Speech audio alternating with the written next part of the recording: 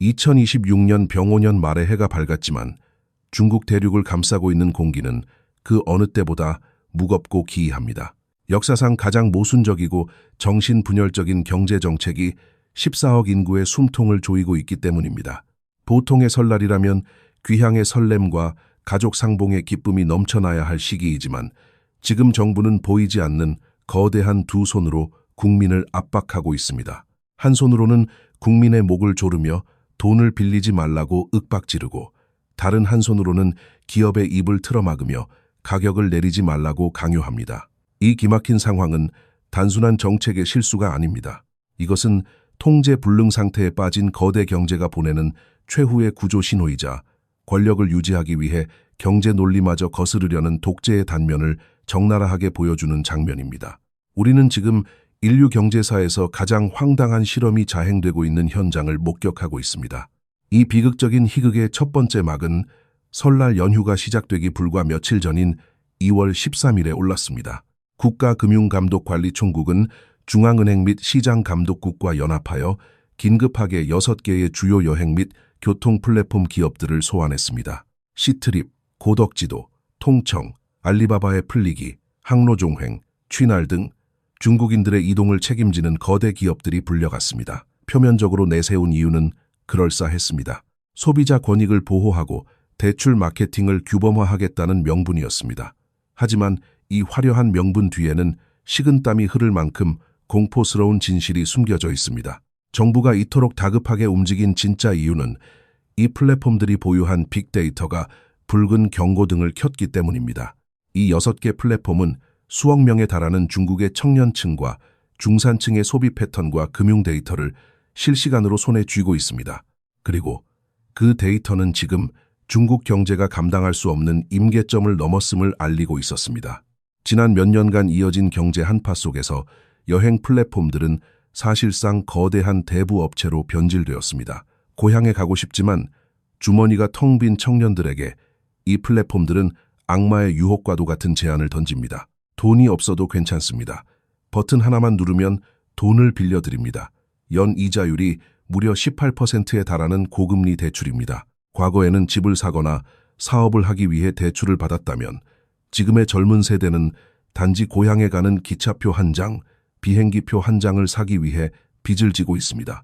이것은 단순한 소비 행위가 아닙니다. 생존을 위한 몸부림이자 미래의 소득을 저당 잡혀 현재의 체면을 유지하려는 절박한 선택입니다. 규제 당국이 설날을 코앞에 두고 이들을 급히 호출한 것은 백그라운드 데이터 분석 결과 대규모의 채무 불이행 징후가 포착되었기 때문입니다. 수많은 청년들이 이미 빚으로 빚을 막는 이른바 카드 돌려막기와 유사한 방식으로 연명하고 있으며 이번 귀향길, 자금조차 고리대금에 의존하고 있다는 사실이 드러난 것입니다. 만약 이번 설 연휴 동안 수억 명의 인구가 빚을 내어 소비하고 고향으로 돌아간다면 그 후폭풍은 상상을 초월할 것입니다. 연휴가 끝나고 도시로 돌아왔을 때 그들을 기다리는 것은 희망찬 새해가 아니라 파산한 공장과 구조조정을 단행하는 회사, 그리고 체불된 임금일 가능성이 높습니다. 소득이 끊긴 상태에서 갚아야 할 거대한 빚더미는 순식간에 시한폭탄처럼 터질 것입니다. 청년들이 대출금을 갚지 못해 채무 불이행 상태에 빠지게 되면 이 거대 플랫폼들에게 자금을 대준 은행과 신탁회사의 자금줄 또한 연쇄적으로 끊어지게 됩니다. 이것은 과거 미국을 강타했던 서브프라임 모기지 사태의 중국판 축소판이며 주택이 아닌 기차표와 비행기표에서 시작된 초유의 서브프라임 티켓 위기라고 부를 수 있습니다. 특히 주목해야 할 점은 소환된 기업 중 항로종횡이 포함되어 있다는 사실입니다. 이 회사의 배후에는 중국민항정보네트워크라는 국무원 국유자산감독관리위원회 소속의 거대 국영기업이 버티고 있습니다. 정부의 친아들이나 다름없는 국영기업조차 민간기업인 알리바바 계열이나 시트립 계열과 함께 불려나와 공개적인 질책을 받았다는 것은 시사하는 바가 큽니다. 이는 지주집안에도 남은 식량이 없다는 옛말처럼 이제는 국가의 국고로도 이 부실을 감당할 수 없는 지경에 이르렀음을 자인하는 꼴입니다. 국영기업마저도 수익을 위해 국민들에게 고리대금을 알선해야 할 정도로 재정 상황이 악화되었다는 증거이기도 합니다. 따라서 이번 긴급 소환의 본질은 소비자 보호가 아니라 설 연휴 직후 발생할지 모르는 대규모 금융 붕괴, 즉 금융뇌관을 제거하려는 필사적인 몸부림이었습니다. 최고 지도자인 시진핑 주석이 가장 두려워하는 것은 바로 설 연휴 직후의 금융 시스템 붕괴입니다. 이 추운 겨울, 공산당 정권이 보여주는 태도는 냉혹하기 그지없습니다. 돈이 없으면 고향에 가지 말라는 무언의 압박입니다. 국가의 금융 시스템에 부담을 주느니 차라리 국민이 가족과 생이별을 하더라도 은행의 장부는 건전하게 유지되어야 한다는 비정한 논리입니다. 설령 섣달 그딴 날 밤 돈이 없어 거리를 배회하게 되더라도 그것은 개인의 책임일 뿐 국가가 짊어질 짐이 아니라는 것입니다. 이렇게 첫 번째 칼날은 서민들의 유일한 숨통인 대출 기회마저 차단하며 잔혹한 설날의 서막을 알렸습니다. 그러나 이것은 시작에 불과했습니다. 서민들의 대출을 막은 것이 방어였다면 바로 다음 날 이어진 두 번째 조치는 국민의 지갑을 털어가려는 명백한 약탈이었습니다. 대출 금지라는 방어막을 친 정부는 바로 다음 날 서민들의 주머니를 노리는 두 번째 칼날을 휘둘렀습니다. 만약 첫 번째 조치가 가난한 이들의 생존 자금을 막는 수비였다면 하루 뒤에 이어진 조치는 노골적인 약탈이나 다름없었습니다. 2월 14일 밸런타인데이의 낭만이 거리를 채우기도 전에 시장 감독 총국은 알리바바, 텐센트, 징동, 더우인 등 중국 내수 시장을 장악하고 있는 7대 플랫폼 기업을 소환했습니다. 그리고 그들에게 내권식 경쟁을 척결하라는 사실상의 사형 선고와도 같은 명령을 내렸습니다.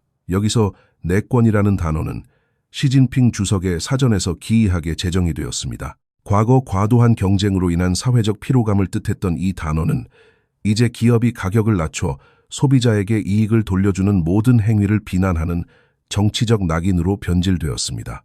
시장 경제의 핵심은 가격 경쟁이며 기업이 가격을 낮추면 소비자가 혜택을 보는 것이 당연한 이치입니다. 그러나 지금 중국에서는 이러한 시장의 기본 원리가 시장 질서 파괴라는 죄목으로 처벌받고 있습니다. 도대체 왜 최고 권력자는 물가가 내려가는 것을 그토록 두려워하는 것일까요? 2025년 한 해 동안 중국의 거대 플랫폼들은 가난해진 소비자들의 지갑을 열기 위해 처절한 출혈 경쟁을 벌였습니다. 메이춤, 알리바바, 징동 같은 기업들이 쏟아부은 보조금만 해도 1영억 위안이 넘습니다. 수백억 흑자를 내던 메이춘이 수백억 적자로 돌아설 정도로 치열했고 심지어 징동의 창업자 류창둥이 직접 배달원 복장을 하고 거리로 나설 정도였습니다. 이 기업들이 바보라서 그랬을까요? 아닙니다. 그들은 알고 있었습니다. 지금 중국 인민들의 수중에 돈이 없다는 것을 말입니다. 유일한 생존 방법은 기업이 제사를 깎아 보조금을 지급하고 가격을 낮춰 물건을 팔아치우는 것뿐이었습니다. 서구 국가들이 심각한 디플레이션 위기에서 국민에게 재난지원금을 주거나 감세를 통해 소비 여력을 키워준 것과 달리 중국 정부는 젊은이들은 고생을 사서 해야 한다며 지원을 거부했습니다. 아이러니하게도 정부가 외면한 복지를 민간 기업들이 자신의 이윤을 희생해가며 저가 판매라는 형태로 대신하고 있었던 셈입니다. 그러나 지도자는 분노했습니다. 민간 기업들이 자신의 이익을 깎아 인민들에게 혜택을 주는 꼴을 더 이상 두고 볼 수 없었던 것입니다. 여기에는 세 가지의 깊고 어두운 공포가 자리 잡고 있습니다. 첫 번째 공포는 디플레이션의 발각입니다. 현재 중국 경제는 이미 심각한 사실상의 디플레이션 상태에 빠져 있습니다. 만약 핀도더나 더우인이 계속해서 100억 보조금 같은 파격적인 할인 행사를 벌여 물가를 더 끌어내린다면 소비자 물가 지수는 회복 불능 상태로 붕괴할 것입니다. 그렇게 되면 통계국이 아무리 숫자를 조작하려 해도 경제가 회복되고 있다는 정부의 선전이 거짓말임이 만천하에 드러나게 됩니다. 시진핑 주석에게 필요한 것은 실질적인 경제 회복이 아니라 물가가 오르는 듯한 착시 현상, 즉 허구의 번영입니다. 설령 물건이 팔리지 않아 시장에 파리만 날리더라도 가격표에 적힌 숫자만큼은 높게 유지되어야 체제 선전이 가능하기 때문입니다. 두 번째 공포는 지방 재정의 붕괴입니다. 기업의 이익이 줄어들면 납부하는 부가가치세와 소득세도 줄어듭니다. 현재 중국 지방 정부들은 버스 기사의 월급조차 주지 못할 정도로 재정이 고갈된 상태입니다.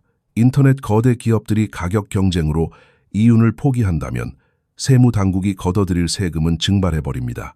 결국 정부가 내권 금지를 외치며 가격 인하를 막는 것은 기업들에게 강제로 이익을 남기게 하여 그 돈을 세금으로 징수하겠다는 계산입니다. 즉, 기업의 가격 경쟁력보다 지방 정부의 세수 확보가 더 시급한 과제가 된 것입니다. 그리고 마지막 세 번째, 가장 중요하고 근본적인 공포는 바로 국영기업 보호입니다. 민간 기업은 효율성이 높고 혁신적이어서 가격을 낮춰도 버틸 수 있는 체력이 있습니다. 하지만 비대하고 비효율적인 공룡, 즉 국영기업들은 가격 경쟁에 뛰어드는 순간 살아남을 수 없습니다. 에너지, 원자재, 통신, 금융 등 국가 경제의 동맥을 쥐고 있는 국영 독점 자본들은 높은 가격을 유지해야만 방만한 경영을 이어갈 수 있습니다.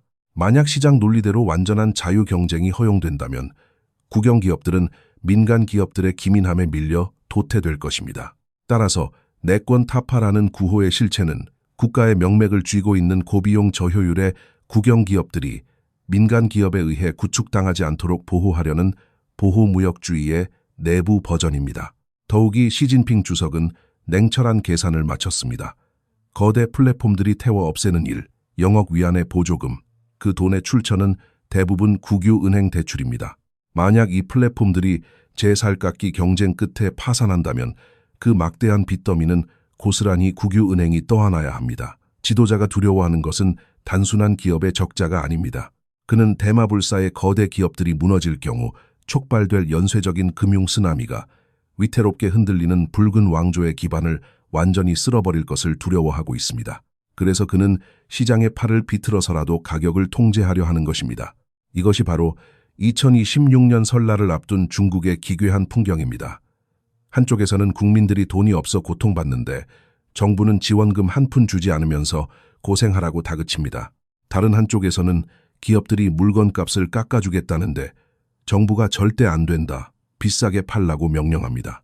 이것은 경제학 교과서 어디에도 없는 중력을 거스르는 반중력 경제학의 기적을 만들려는 시도입니다. 구매력이 없는 시장에서 상품 가격의 하락을 금지하는 것, 그 결과는 단 하나뿐입니다. 겉으로는 가격이 유지되지만 거래는 실종되어 시장은 얼어붙고 뒤로는 음성적인 거래와 암시장이 판을 치는 현금 만능주의 시대로의 회귀입니다.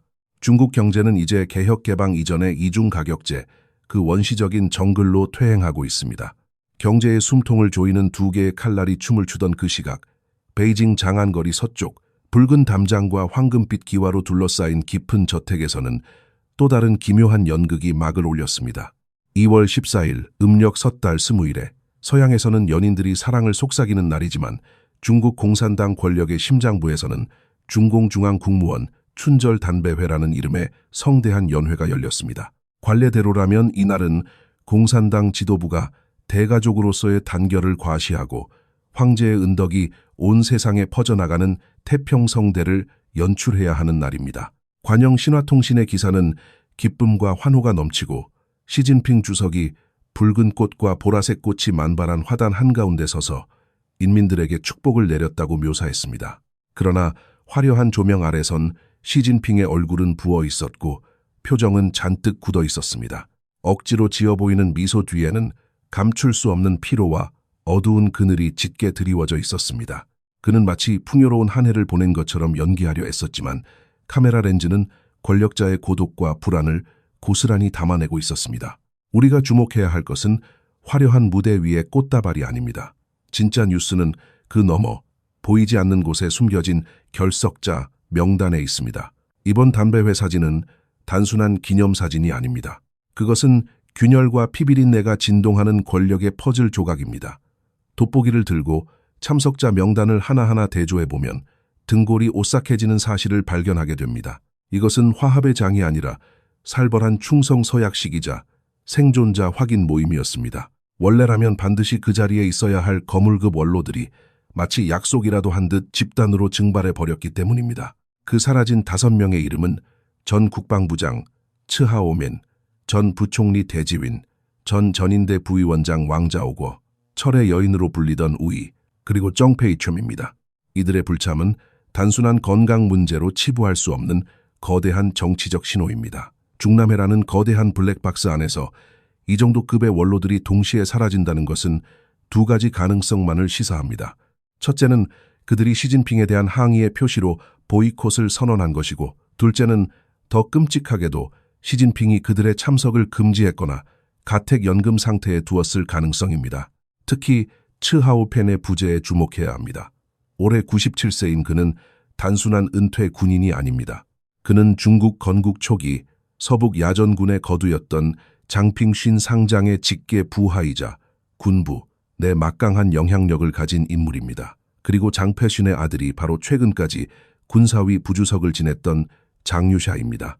불과 보름 전인 1월 24일 시진핑은 군부의 2인자이자 자신의 오랜 측근이었던 장유샤와 연합참모부 참모장 류전리를 심각한 기율 위반 혐의로 체포하고 숙청했습니다. 이는 중국 공산당 역사상 현직 군사위 부주석을 통째로 잡아들이는 초유의 사태였습니다. 츠하오템에게 장유샤는 자신이 모시던 상관의 아들이자 자신이 군대 내에서 키워준 친자식과도 같은 존재입니다.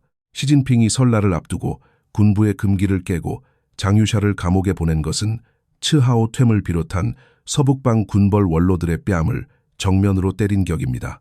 자신의 대리인이자 후계자가 숙청당한 마당에 츠하오참이 인민대회당에 나타나 시진핑의 덕담에 박수를 치고 만두를 먹는다는 것은 상상할 수 없는 일입니다. 그의 불참은 내가 감히 군대의 불문율을 깨느냐는 무언의 포효이자 시진핑 체제와의 전면적인 단절을 의미합니다. 개혁개방을 이끌었던 칩지윈이나 경제 전문가 우이 역시 지금의 경제 파탄과 공소사의 부활을 목격하며 깊은 환멸을 느꼈을 것입니다. 그들은 차라리 병을 핑계로 두문불출하며 무너져가는 제국의 마지막 잔치에 들러리가 되기를 거부한 것입니다.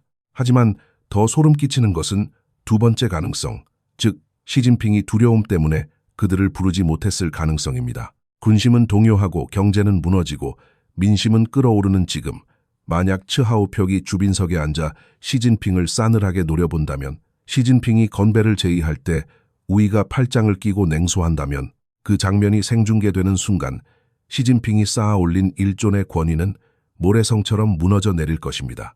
시진핑은 이제 은퇴한 노인들의 미세한 표정 변화조차 감당할 수 없을 만큼 심리적으로 취약해져 있습니다. 그래서 가장 안전한 방법은 그들의 입과 발을 묶어 집에 가두고 오직 리창, 차이치처럼 자신의 말에 무조건 복종하는 간호들만 불러 모으는 것입니다. 왕자 오거의 부재 또한 공청단 파벌의 완전한 소멸을 알리는 조종입니다. 후진타오 전 주석이 강제로 끌려나가고 리커창 전 총리가 의문의 죽음을 맞이한 뒤 왕자 오거마저 사라짐으로써 한때 중국 정계를 호령했던 공청단파는 이제 역사 속으로, 아니 역사의 쓰레기통으로 사라졌습니다. 이제 시진핑의 식탁에 남은 것은 누구입니까? 왕러취안이나 류치 같은 인물들 뿐입니다. 신장 위구르에서 피해 진압을 주도했던 신장 왕러취안, 베이징 올림픽 당시 사회 통제를 지휘했던 류치, 이들은 국가를 경영할 비전이나 경제를 살릴 지혜를 가진 인재들이 아닙니다. 오직 당무에 능한 무능한 관료이거나 체제 수호를 위해 칼을 휘두를 줄만 아는 혹독한 관리들입니다. 2026년 설날, 중국 관료 사회의 풍경은 참으로 기괴합니다. 전쟁을 수행할 군사 전문가도, 경제를 살릴 테크노크라트도, 쓴소리를 할 원로도 모두 사라졌습니다. 시진핑 주석 주변을 채우고 있는 것은 오직 손을 들어 찬성할 줄만 아는 거수기들과 몽둥이를 든 깡패들 뿐입니다. 이 초라하고 공허한 잔치상을 앞에 두고 시진핑은 과연 음식이 넘어갔을까요? 아마 그 역시 밥맛을 잃었을 것입니다. 그 자신이 누구보다 잘 알고 있기 때문입니다. 이 낡고 부패한 인력들로는 대만을 공격할 수도, 무너진 경제를 다시 일으켜 세울 수도 없다는 사실을 말입니다. 겉으로는 화기애애한 담배회였지만 실상은 지난 40년간 중국 공산당이 축적해온 통치 자산과 인재풀이 완전히 고갈되었음을 알리는 장례식이나 다름없었습니다. 정치적 반대파와 원로들이 모두 사라진 텅 빈 연회장에서 시진핑 주석은 마침내 그가 감추고 있던 광기를 거침없이 드러냈습니다. 신화통신이 배포한 연설문 전문을 꼼꼼히 뜯어보면 축복의 언어들 사이에 숨겨진 섬뜩한 문장 하나가 등골을 서늘하게 만듭니다. 시진핑은 지난 한 해의 성과를 자화자찬하며 대만 광복 기념일 제정이라는 단어를 은연중에 끼워 넣었습니다. 많은 사람들이 이를 단순한 역사적 기념사로 흘려들었을지 모르지만 공산당의 정치 언어학에서 광복이라는 단어는 결코 과거를 회상하는 데 쓰이지 않습니다. 그것은 항상 미래를 향한 피 묻은 칼날입니다. 과거 대만 광복절은 1945년 일본의 패망과 대만의 중화민국 반환을 기념하는 날이었습니다. 그러나 지금 시진핑이 최고 위급 정치 행사에서 이를 2025년의 중대 치적이나 다가올 목표로 언급했다는 것은 무엇을 의미할까요? 이는 2026년 병5년 말의 해가 단순한 달력의 한 페이지가 아니라 대만 문제를 무력으로 해결하겠다는 구체적인 전쟁 동원령이 내려진 해임을 선포하는 것입니다. 더 이상 통일 전선 차원의 구호가 아닙니다. 이것은 스케줄표에 적힌 작전 명령입니다. 이 관점에서 보면 앞서 언급한 군부 대숙청, 특히 장유샤와 류절리의 제거가 비로소 완전한 논리적 퍼즐로 맞춰집니다.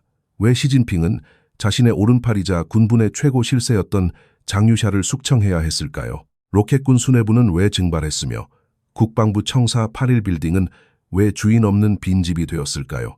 그 해답은 간단합니다. 그들은 부패했지만 동시에 전쟁이 무엇인지 아는 기술 관료들이었기 때문입니다. 산전수전을 겪은 노회한 장군들은 지금의 중국군 전력으로 대만을 침공하는 것이 자살 행위라는 것을 계산할 줄 압니다.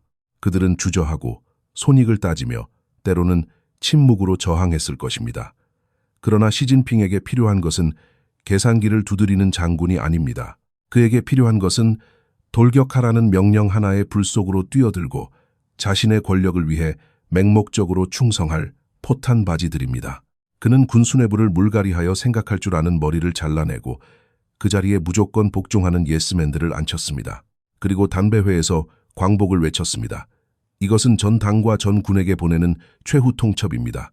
안락한 시절은 끝났다. 나의 다음 목표는 대만 해협이다. 길을 막는 자는 장유샤처럼 될 것이다. 연설의 마지막, 시진핑은 말은 강건하고 웅장하며 자강불식의 상징이라며 온 국민이 말에 채찍을 가하며 용맹하게 앞으로 나아가자라고 호소했습니다. 이것은 2026년 병5년 말의 해에 들을 수 있는 가장 거대한 블랙 유머이자 비극적인 역설입니다. 현실을 직시해 보십시오. 지금 중국 경제라는 말은 이미 막대한 부채에 짓눌려 다리가 부러졌습니다. 광적인 규제와 감시가 말의 눈을 가렸고 영양실조에 걸린 앙상한 갈비뼈만 드러내고 있습니다. 그런데 그 위에 올라탄 황제는 말의 상태는 아랑곳하지 않고 민족주의라는 낡은 채찍을 휘두르며 돌격 앞으로를 외치고 있는 형국입니다. 그가 가리키는 앞쪽에는 푸른 초원이 아니라 천길 낭떠러지가 기다리고 있습니다. 앞서 달리던 우두머리 말들은 이미 제물로 바쳐졌고 변방을 지키던 장수들은 사라지거나 전쟁을 모르는 정치 장교들로 대체되었습니다. 이것은 용맹한 전진이 아닙니다. 14억 인구를 태운 낡은 마차가 폭주하는 기관차처럼 파멸을 향해 질주하는 말세의 광란입니다. 결말, 친애하는 여러분, 우리 평범한 사람들에게 2026년 병5년의 봄은 그 어느 때보다 춥고 혹독할 것입니다. 정부는 가난한 자에게 돈을 빌리지 말라고 윽박지르고 상인들에게는 물건값을 깎지 말라고 협박합니다. 텔레비전에서는 대만 광복과 위대한 부흥을 부르짖지만 저녁 밥상에서는 돼지고기 한 근값을 걱정하며 한숨을 쉬어야 하는 초현실적인 설날입니다. 지금 우리가 목격하고 있는 것은 권력의 가장 높은 자리에 홀로 앉아 녹슨 총을 손에 쥐고 있는 한 지도자의 고독한 초상입니다. 그는 자신이 천하를 호령하고 있다고 믿지만 둘러보면 그의 곁에는 영혼 없는 빈 의자들만 가득합니다. 충신도, 간언하는 신하도, 지혜로운 원로도 모두 떠나고 오직 공포에 질린 침묵만이 감돌고 있습니다. 그러나 여러분, 절망하지 마십시오. 빈 의자가 늘어난다는 것은 그만큼 권력의 기반이 무너지고 있다는 증거입니다. 민심이 떠나는 속도가 빨라질수록 그들의 공포심은 깊어지고 금지령은 더욱 많아질 것입니다. 정권이 배달비 궁푼과 비행기표 할부금까지 직접 지휘하고 통제하려 들 때, 그리고 자신을 도왔던 개국공신과 원로들마저 용인하지 못할 때 역사는 말해줍니다. 그 정권이 역사의 쓰레기통으로 들어갈 날이 머지않았음을 말입니다. 만약 오늘 이 이야기가 차가운 현실 속에서 여러분에게 진실을 보는 눈과 작은 위로가 되었다면, 그리고 어둠 속에서 길을 잃지 않도록 돕는 등불이 되었다면 주저하지 말고 이 내용을 주변에 알려주십시오. 여러분의 작은 공감과 공유가 우리가 이 긴 밤을 버티고 새벽을 맞이하는 힘이 됩니다. 모두가 숨죽인 이 겨울, 부디 건강하시고 다가오는 격변의 시기에 현명하게 대처하시길 바랍니다. 다음에 더 깊이 있는 분석으로 찾아뵙겠습니다. 감사합니다.